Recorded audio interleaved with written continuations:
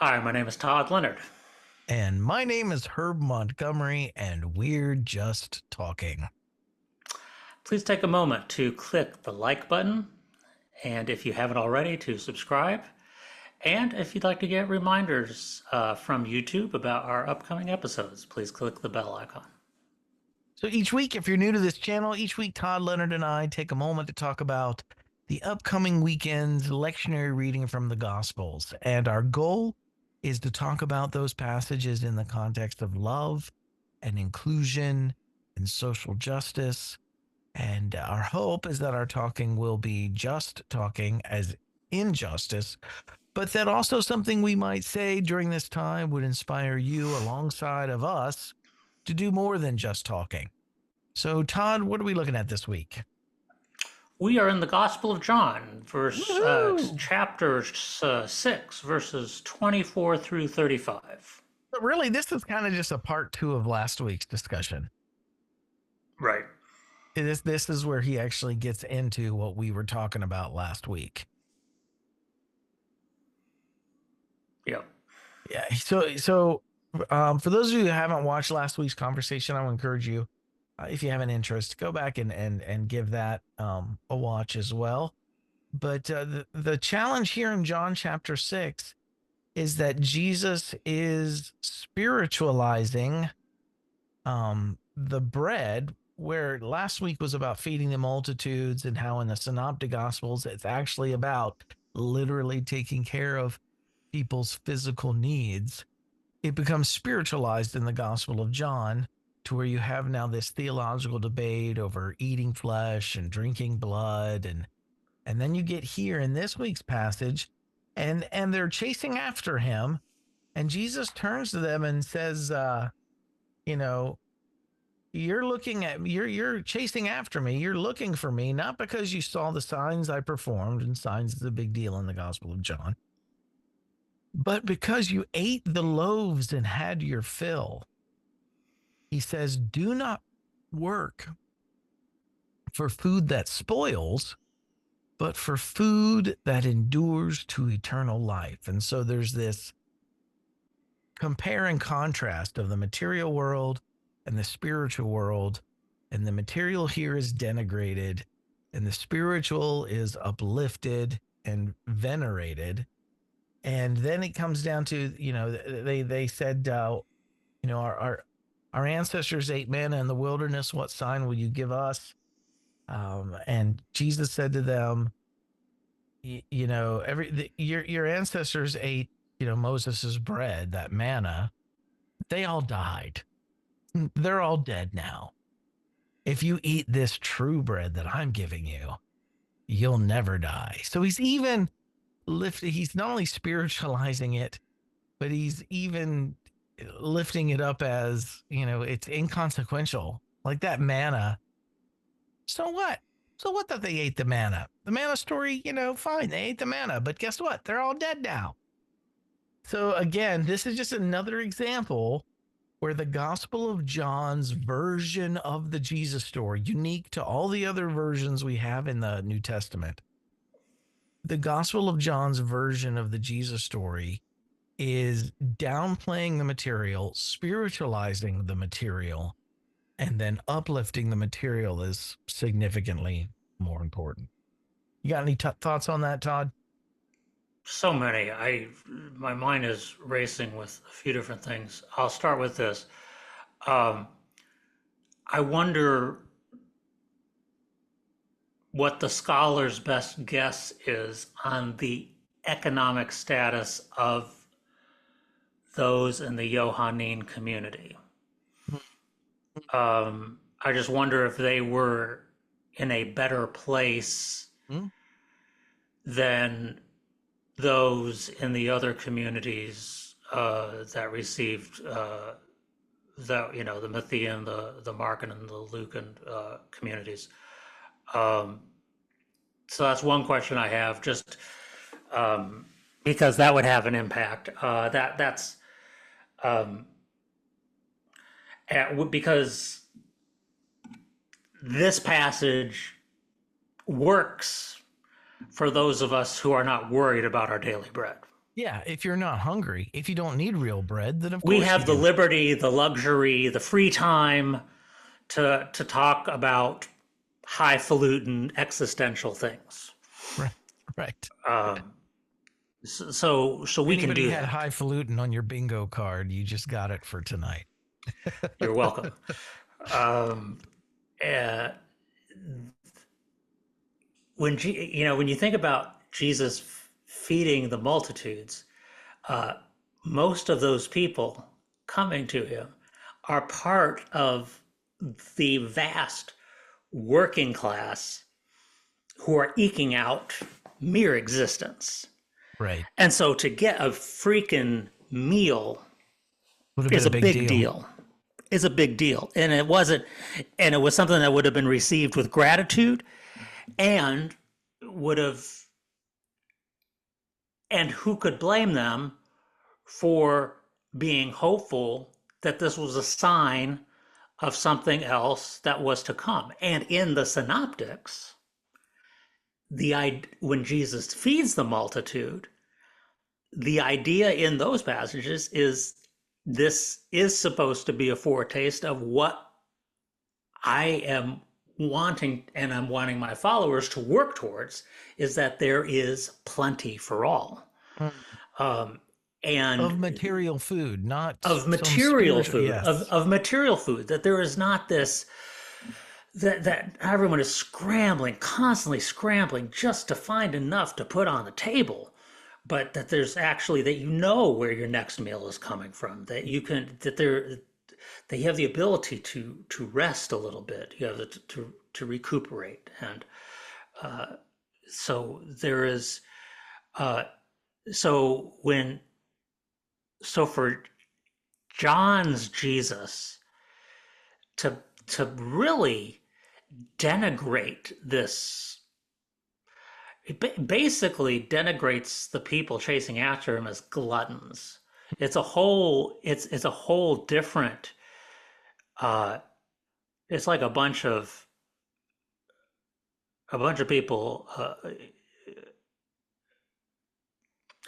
I, there's no way I'm trying to make a metaphor and I'm going to offend some group of people no matter what I say, so I'm not going to say anything.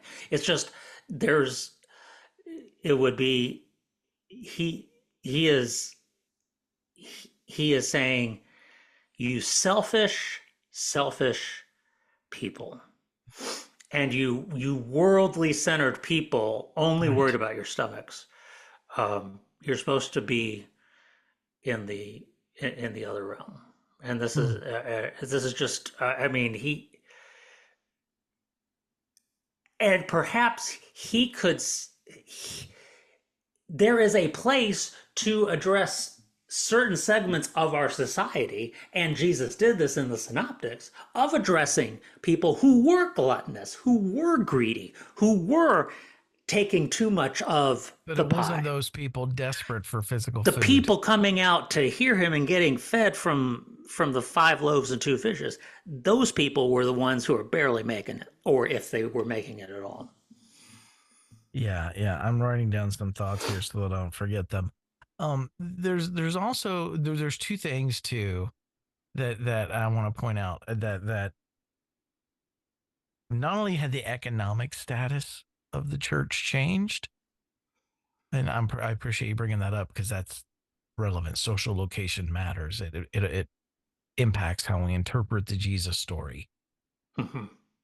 But they're also living so far removed from the original story, and material liberation has not been achieved for the Jewish people under Rome. Mm-hmm. Instead, they have been decimated, and that's not a good use of that word. Much more than decimated. They were wiped out. Jerusalem, especially, Mm-hmm. from the Jewish Roman War and from the pushback against Jerusalem. So maybe the Johannine community is still trying to sell Jesus in a way that removes him from Judaism, because we see that there's this Right. stark, contrast between Jesus followers and what John calls, in a very anti-Semitic way, the Jews. Hmm. There's that division there we see, and we've talked about that before. But also to separate him from a Jewish liberation, not just Jewish needs, but or Judaism, but a Jewish liberation that never came to fruition. Yeah. And so the question could have been being asked, well, then what's the purpose of following Jesus? And so, um, There's a in an reframing. There is yeah, a in an shift. effort to try to Yeah. make Jesus still be relevant, maybe the Mm-hmm. Johannine community here is saying, well, it was a spiritual liberation, Mm-hmm. none of Mm-hmm. it. Which kudos for trying to make the story still be relevant. Mm-hmm. But what they end up doing is creating a spiritualized Jesus that now has precious little to say to marginalized and oppressed communities. Mm-hmm. The other is that, I've heard some people say that these people who were searching for food, it was because if Jesus could create food like this, well, then they could bring about their physical liberation from the Roman army, because you could feed the Jewish army Mm-hmm. miraculously and, maybe win the day. And, there's that commentary there. But then again, that paints Jesus once again in the light of uh, denigrating material liberation. Mm-hmm. Do we need to pause for a second, Todd, and let you get your earpiece? No, I got one. I'm good. Okay. I'm enjoying you in mono instead of stereo, but I'm good. All right. Well, we can edit it out if you want to reach for it. No, it's all right. Okay. All right. So I got a statement from a quotation actually from the late Dr. James H. Cone in one of his final books, The Cross and the Lynching Tree.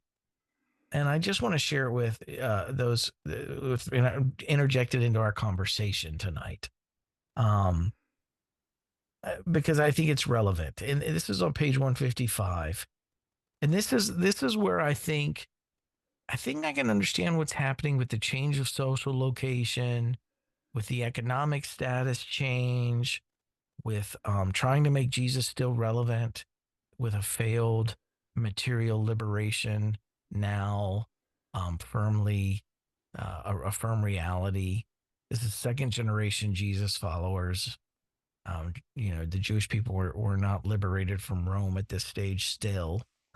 Um, I think I understand why it went this direction in the Gospel of John, but again, it produces some pretty poor fruit for marginalized and oppressed communities today, and we get this clearly from Cone's works. And for those of you who are unfamiliar with Dr. James H. Cone, Cone is one of the founders of Black liberation theology. If you've never read any of his materials, especially as a white person, I want to recommend it highly. It's life changing. It's revolutionary.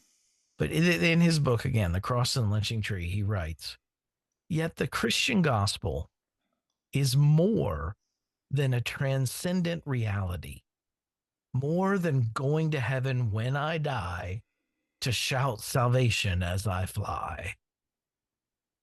It is an imminent reality, a powerful, liberating presence among the poor right now in their midst, building them up where they are torn down, propping them up on every leaning side.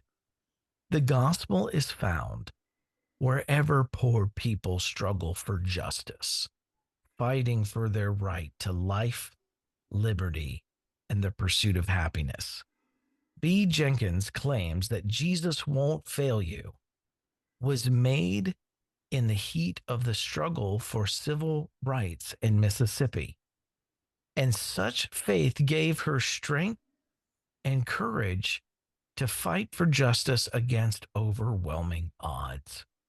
Without concrete signs of divine presence in the lives of the poor, the gospel becomes simply an opiate.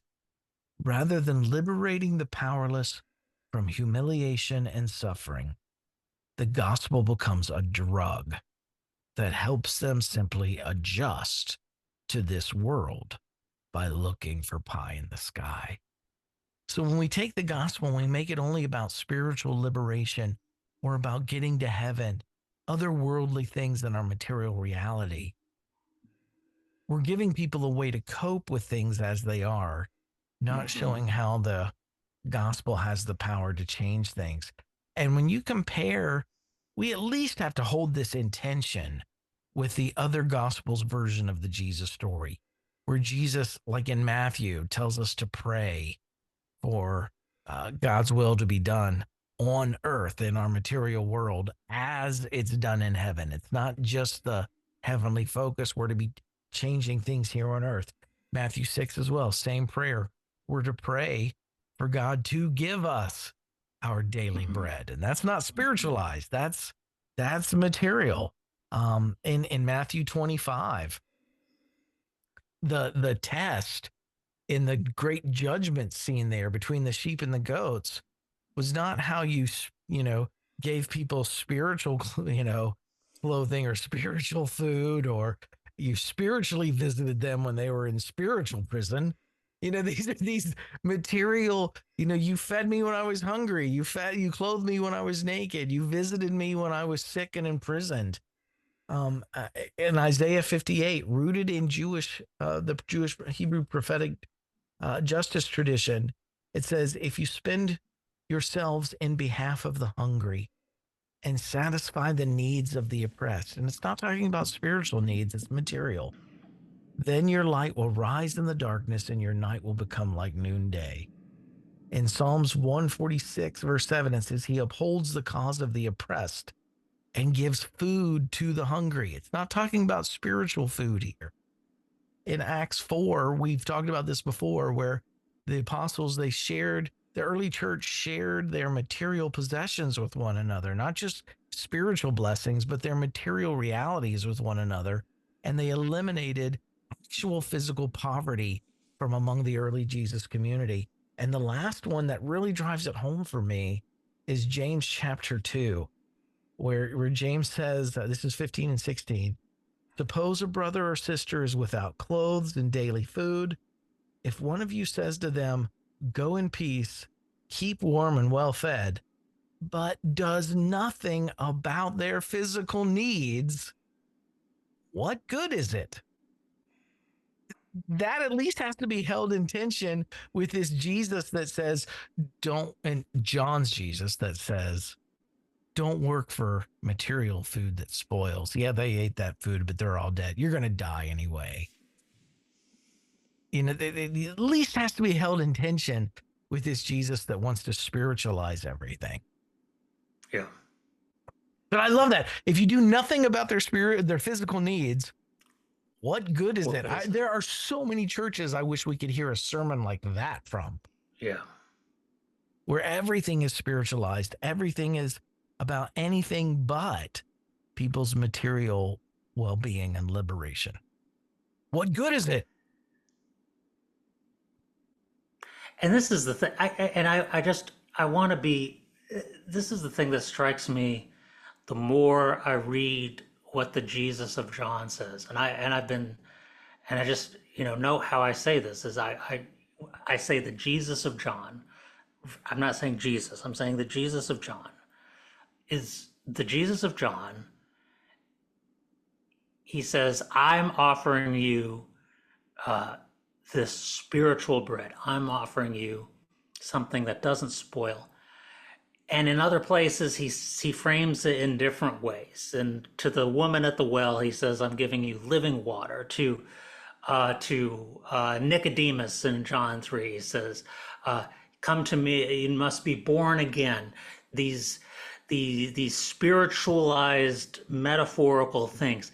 You know what? The Jesus of John never explains what any of this actually means. There is this code language that is never explained. it is always left in this vaporous. Even uh when it's defined, it's just defined in more mystical terms. it is and so it is this meaningless drivel, even if it's about giving you eternal life. It's like, for what is this eternal life based on what you're accepting you forever? I mean, there's nothing.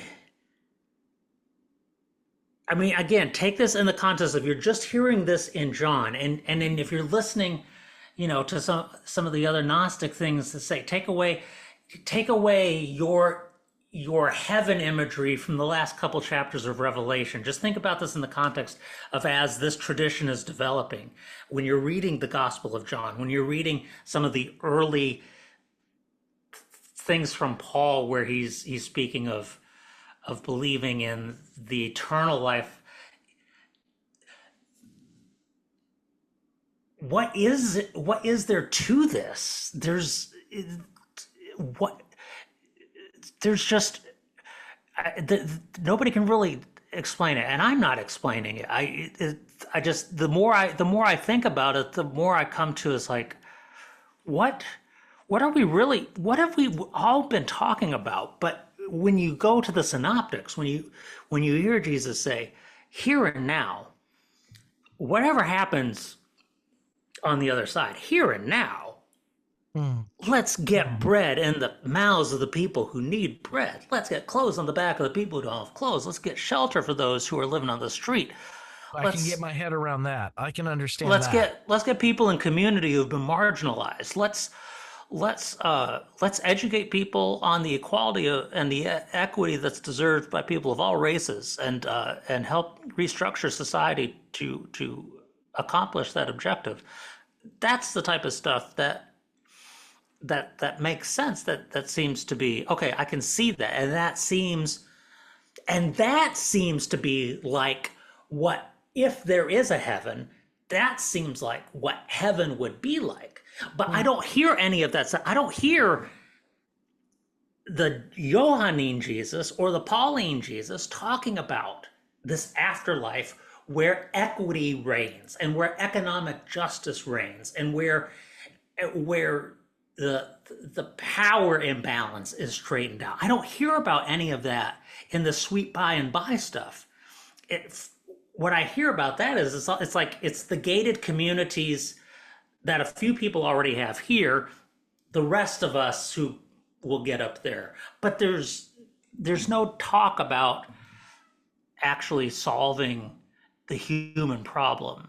And it's Mm. only in those synoptics where we actually hear the kingdom of heaven being created here, as Jesus uh, calls us to that in Matthew, Mark, and Luke. Yeah, the Mark, Matthew, and Luke Jesus wants to make the entire world a safe home for everyone. The John Jesus has something to offer for those few special folks who can obtain the knowledge that Jesus is giving, in the hopes that you can enter into some unique experience now. You don't have to wait for later. And and I can remember this passage, this week's passage. I can remember it very clearly when I was trying to make life decisions as a teenager.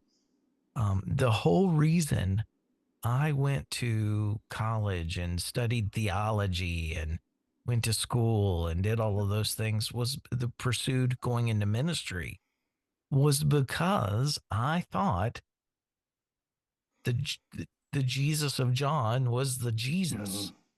And Mm-hmm. he says here, don't work for food that spoils, work for the spiritual stuff. And so I said, well, I don't want to go into just a normal, regular, lowly occupation. I want to go into ministry, something that really matters, right? I mean, Yep. if you took in the Gospel of John, if you were to compare the work of a baker to the work of a pastor, In No the comparison. Gospel of John, the work of the pastor is way more important. Absolutely. But if you take that same comparison and you lift it out of John's Jesus and put it in Mark, Matthew, or Luke, Jesus is continually condemning the pastors Right. and saying what we need is more bakers. Yeah. I mean, it's kind of ironic the way it flips. It's the Yep. baker that's more important. Yeah.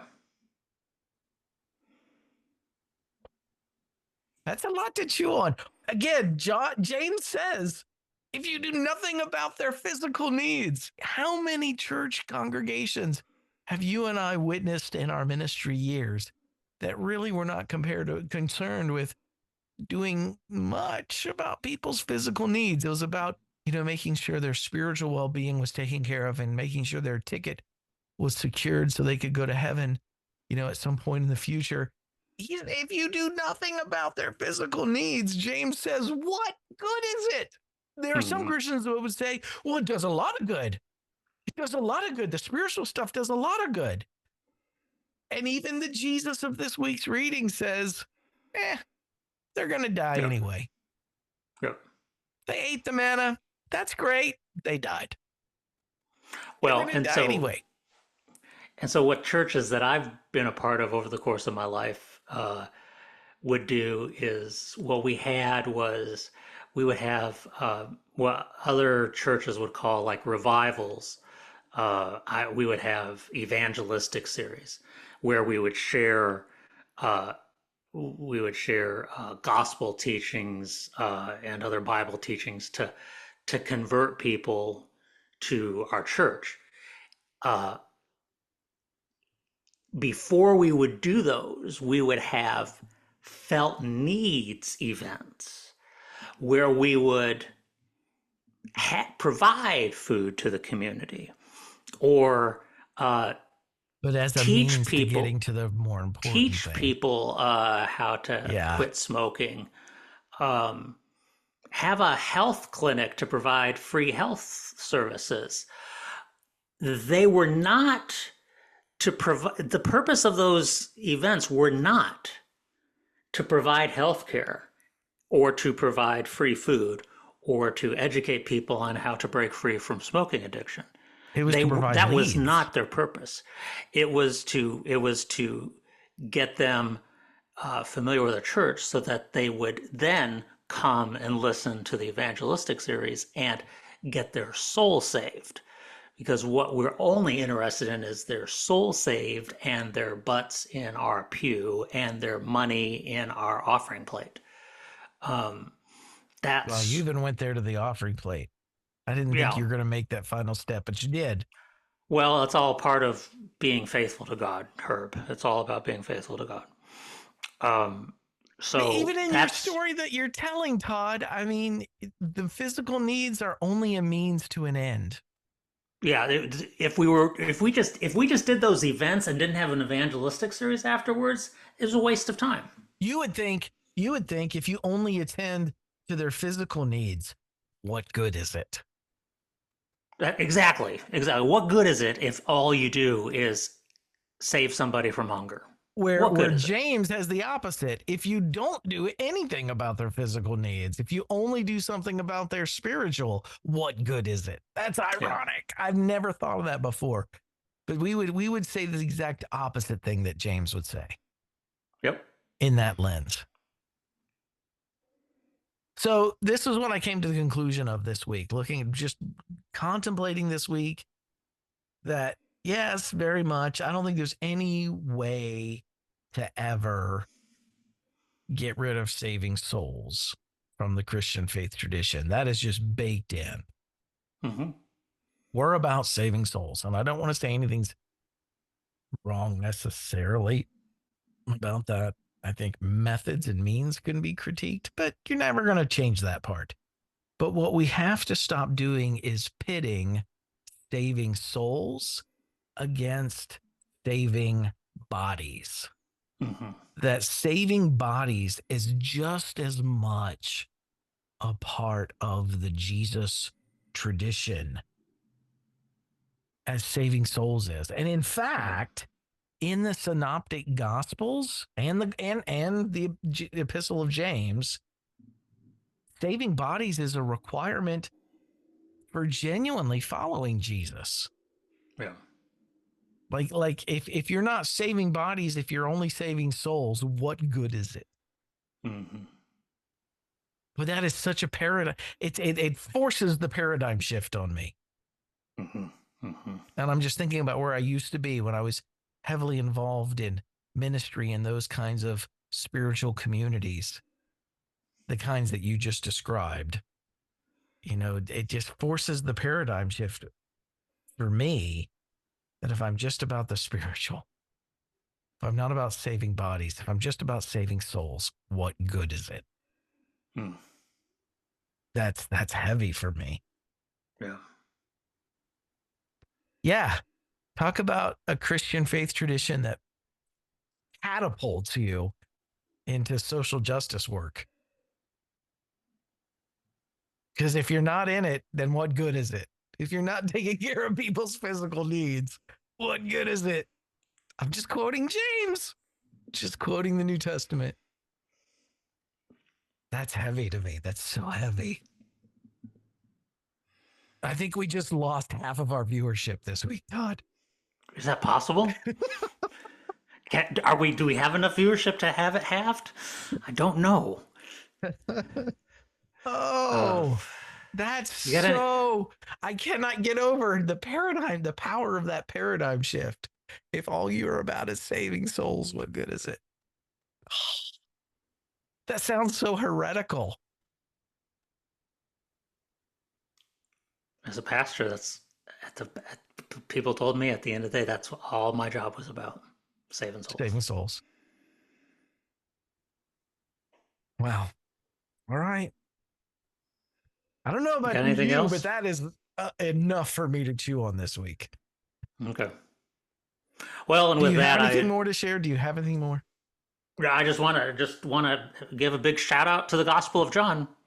We, Thanks. And again, there are things that I think John gets right, but when they start spiritualizing the material and then making the spiritual more important than the material, again, I understand probably why they were doing it in the time that John was written. But man, it has borne some destructive fruit. yeah, I'll say it. I mean, I won't ask Herb to say it, but I'll say it. This passage is a waste of your time as far as what it's not. I don't see redemptive quality in the light of this is it doesn't make sense. There are some good things in John. I really like some stuff in John. This is not one of them. This passage is not one of them. Go read this week. Go read the book of James instead. Yeah. Yep. James is where it's at when you bump into this kind of stuff. Yeah. All right, man. Thank you guys for watching. I hope it was a stimulating conversation for you as well. I'm reeling. I'm going to have to spend some time pondering this one. It goes against everything I was taught in seminary. You know, Yeah. the idea of you're only saving souls, what good is it? That is a killer soundbite. We need to put that on TikTok. Are we on TikTok? No, we're not on TikTok. No, we're not on TikTok. We need to put that on TikTok. Just only play it again and again. What good is it? Need to put it to some some R&B rhythm underneath. Just keep replaying it. Background track. Yeah, maybe we'll get sampled. That would be great. Yeah. Right. Two old guys. All right, Joel. Herb, you got any boilerplate you want to put on this? Yeah. Let me throw this on the end. Thank you. We always want to take time to say thank you to our supporters out there. Everyone supporting the work of Renewed Heart Ministries. Renewed Heart Ministries is a not-for-profit organization dedicated to helping people find the intersection of their faith and engagement with our tangible world in socially just ways. If you'd like to join them in supporting Renewed Heart Ministries work, you can do so by going to renewedheartministries.com and clicking donate. And once again, just thank you for all of you who are out there who are supporting us. You can find my new book, Finding Jesus, on Amazon. It's on Audible and an audiobook on the social political teachings of the Gospels, and everything else at renewedheartministries.com. All of that's free. Tons of resources there. Go check them out. Sign up for our weekly emails and our newsletters and all of that stuff. Todd, it's been a Oh, stimulating conversation. yeah, it has. I actually have an announcement. I Oh, am good, writing good. a book calling Finding Jesus. Oh, because you lost your My copy? quest to locate your book on the internet and how I discovered it. No, I'm just kidding. Nice. Nice. Does it have a whole chapter on Google? It does. It starts out with me talking about how I started with Alta Vista, and Oh, and then you ha, grew into Yahoo? then Yahoo, and then Bing, and then ultimately arrived at Google. Google. Yeah, and from But you Google, really I didn't finally find. found Amazon. Oh, okay. Okay. Yeah. There was no DuckDuckGo along the way. No, I so that was the thing is so yeah, and none of the I didn't know about like encrypted websites and stuff like encrypted search engines and stuff like that. Yeah, so They probably it's wouldn't take it's you to it's the Finding Jesus. story of a technological beginner Oh, discovering thank you how to so. use search engines to find Herb's book. Thanks so much, Todd. I appreciate your sharing this evening. You always bring so much to the conversation. I, I mean, I've always, I mean, I think but people understand that I bring the intellectual part of the conversation, and you bring the comic relief, and That's but it great. works out, and people appreciate that. I'm content to do that. Yeah, no, it all God uses all of us. So be on the lookout for Todd's new book, Finding Jesus. Yes. All right. Thanks for watching, Okay, everyone. everybody. We'll see Have a you good next evening. week.